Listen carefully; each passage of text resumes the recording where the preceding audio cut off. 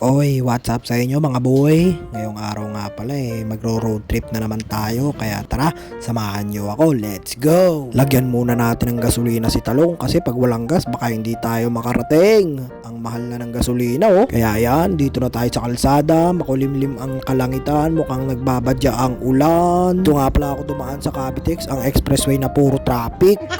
Tapos eto, nandito na kami sa Naik. Iihi muna daw sila. Syempre pati ako umihi na rin. Yan nga pala si Talong at si Kamatis. Yan, tapos minadaanan nga pala kaming supermarket. Kaya huminto na kami at para bumili ng mga kakailanganin namin. Hindi ko alam kung saan banda to. Ternate na ata ito. Yan, nag-iisip na kami kung anong bibili namin oh. Pagkatapos nga namin bumili tumuloy na ulit kami sa biyahe mga boy. Andito na kami sa liblib na lugar oh. Mahirap dumaan dito, walang signal. Lalo pag nasiraan ka. Smart wala oh. Tapos andito na kami sa Cabiang Tunnel. Dito pala kami dumaan para mas maganda at mas mabilis. Ang ganda ng tunnel na to. Yun nga lang medyo maiksi lang siya. Pero okay na din mga boy.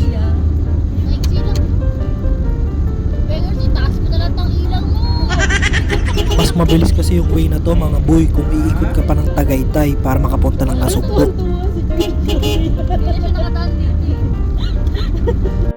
At andito na nga kami mga boy sa Batangas. Sa Kalayo. Ayan ang pupuntahan natin, Arsam Beach Resort. Alright, let's go! Look, a coconut tree. Oo nga, parang tayo nagmanaon there sa beach na. Yeah, look, at the swimming pool. Yan, dumiretso na nga pala kami sa information nila para mag-confirm ng booking namin. Let's go! At ito nga pala yung buong resort. Papakita ko sa inyo mga boy. Medyo matagal-tagal din kasing hindi kami nakapagdagat. Kaya sabik na sabik kami sa dagat. Lalo na yung mga kids. Ito nga pala yung binook namin na room. Good for 10 siya, barkada room. Yan oh, madaming kama yan mga boy. Tamang-tama sa barkada at family. Tapos tignan nyo yung mga kama, komportable talaga oh. Tapos kumpleto pa, ang ganda pa ng CR, ang laki. Pagkatapos nga eto, order tayo ng food trip kasi hindi kami nakapag-lunch. Inabutan kami ng tanghalian sa kalsada, kaya yan ang menu nila oh. Budget meal lang din yung mga foods nila dito, mga buhay. Tapos ang dami pa ng serving, kaya umorder na kami ng tanghalian namin. Ayan pala yung restaurant nila oh. Katabi ng swimming pool kaya pwede kayo mag-food trip dyan habang nagsuswimming. Mekos na yan, boy! Arsam Beach Resort nga pala yung name ng resort na to, mga boy. Nakalocate siya sa Nasugbo, Batangas, Barangay Kalayo. Kaya punta na kayo dito mga boy. Ang ganda rito, sarap mag-relax.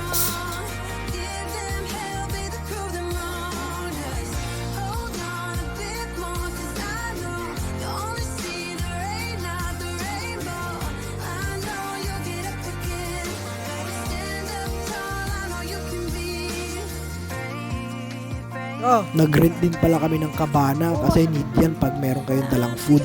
Tapos dyan na rin kayo mag-iihaw-ihaw, di ba? Mas maganda. Lumabas nga pala kami kasi naiwan ko yung salbabida ni Rad kaya kailangan kong bumili. Ito nga, nagpunta kami sa kanto nila. Buti naman meron, kompleto. May mga gulay pa nga eh. Hi guys. Salbabida. May gutong Batangas.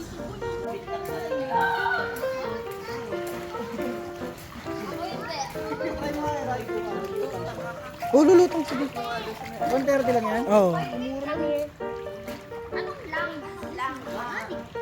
Hoy, nakalimutan yung ano niya. Yung logo. Maya mo na. Yan, tapos nag-aayos na kami dito para sa dinner namin mamaya, mga kakainin namin at syempre may shot yan, shot puno, boy! Yan, nabili natin dun sa mga kumukuha, talaba, fresh na fresh.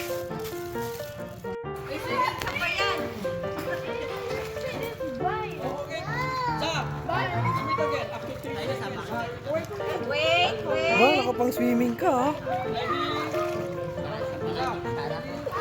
Opo! At ayun na nga mga boy, bumuhos na nga yung malakas na ulan. Sakto naman tapos na maligo yung mga bata sa swimming pool. Kasi kakain na rin kami ng lunch. Dahil nga inabutan kami ng tanghalian sa kalsada kaya ngayon pa lang kami magla-lunch. Ayan, kain muna tayo mga boy. Aray.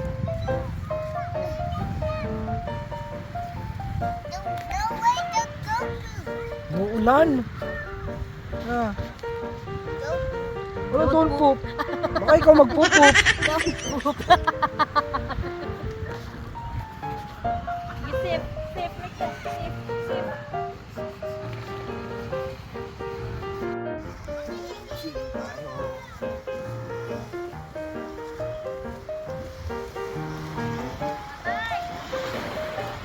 Bakit? Boy. Yan, pagkatapos nga bumuhos ng ulan diretso na kagad sila sa dagat, naligo na sila. Kanina ko pa nga tinitignan tong kambing na to, iniisip ko ano kayang masarap dito, kilawin o kaldereta o kung ano man. Andito lang kasi ako sa kubo iniisip ko kung ano yung mga lulutuin ko mamayang gabi para sa dinner namin. Samahan nyo. Ligo na sila Bitch, tagal din hindi nakapagdagat. Na.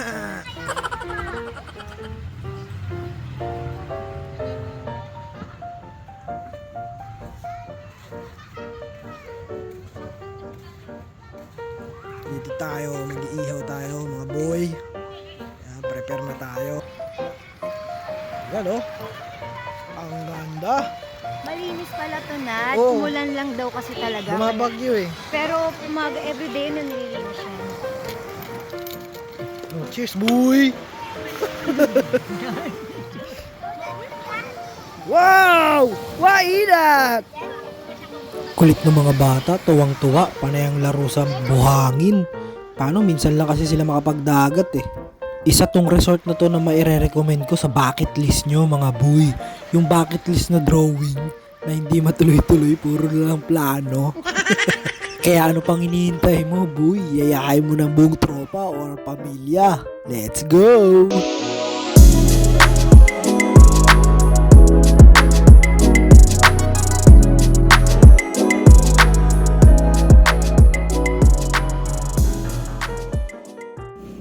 May nakita pala akong nagtitinda ng buhay na tilapia sa labas lang ng resort kaya napabili ako. Pang ulam to at pampulutan. Alright! Sarap niyan mga boy. Pagkahuli, diretso ka agad sa ihawan. Sariwa.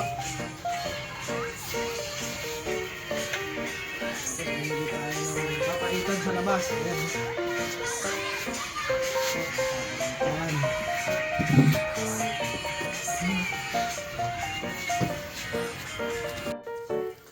Inumpisahan ko na nga mag-ihaw para dire-diretso at tuloy-tuloy habang nagsasyat. Let's go! Buti nga gumanda naman ang panahon, hindi na bumuhos ang ulan.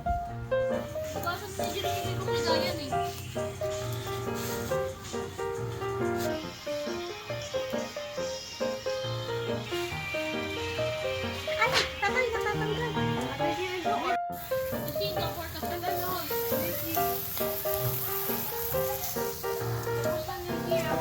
Saan yung bathing suit mo?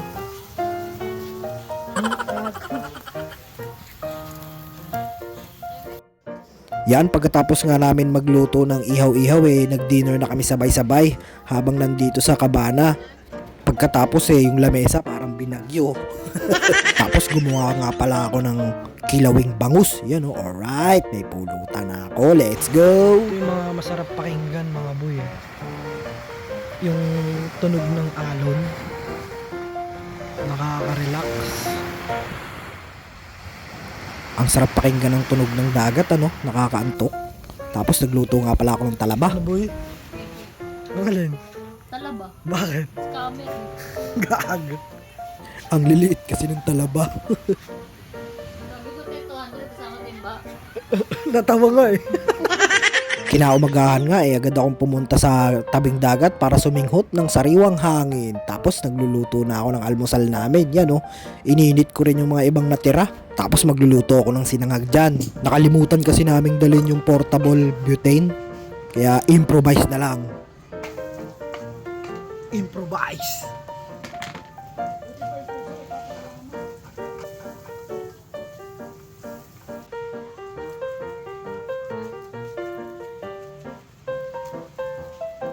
Pagkatapos ko nga magluto, dumiretso na ako dito sa mga bata para panoorin sila habang naglalaro. Maya-maya rin ako naman ang maglulublob. Kahapon pa ako walang ligo Tagal ko na rin hindi nakakatikim ng tubig dagat. Tuwan-tuwa nga yung mga bata sa pagligo Tapos kaninang umaga nga pala, pagka umaga pala dito ang dami nagbebenta ng mga isda, mga talaba, seashell, mga kakahuli lang. Sarap sanang mamili no? Kaya lang wala na tayong pera. May mga nagbebenta rin ng mga souvenir, mga pearls, mga necklace, mga ganun. Basta madami rin nagbebenta. Ang kulit ng pamangkin ko, nagpapakit sa camera Hala, sige, talon!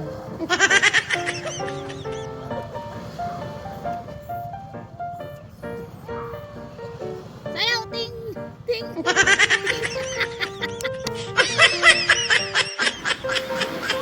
Rod! Rod, kay kuya!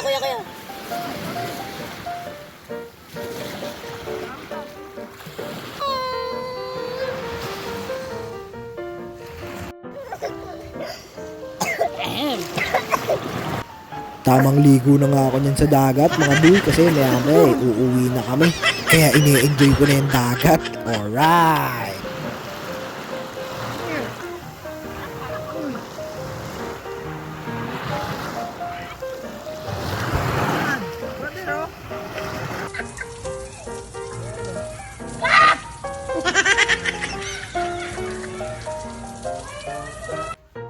Yan, pauwi na nga kami, nililigpit ko na yung mga gamit, nilalagay ko na lahat sa kotse para mamaya aalis na lang, let's go!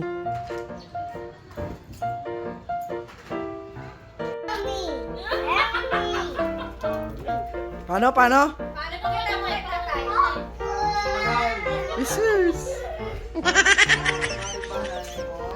At eto na nga, babiyahe na kami pauwi, tara na mga boy, let's go!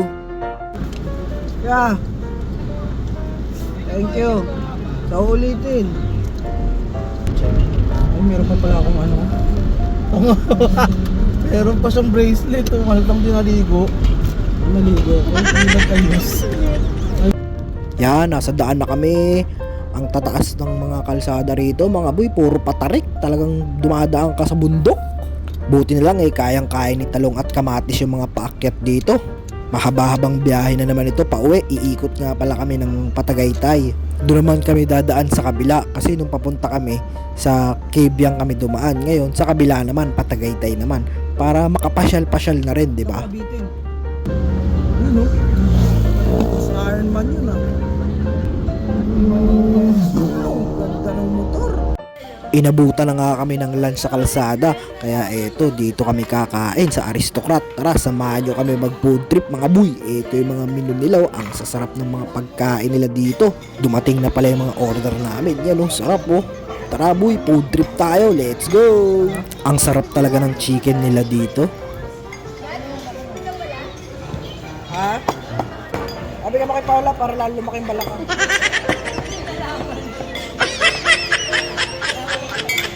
Tikman ko nga. Chicken nila.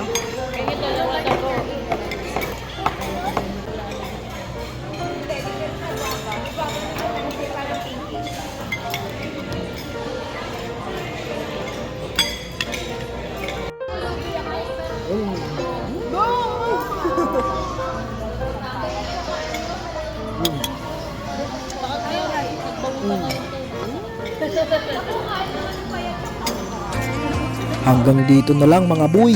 Maraming salamat sa panonood. Lagi niyong tatandaan, keep smiling. Alright!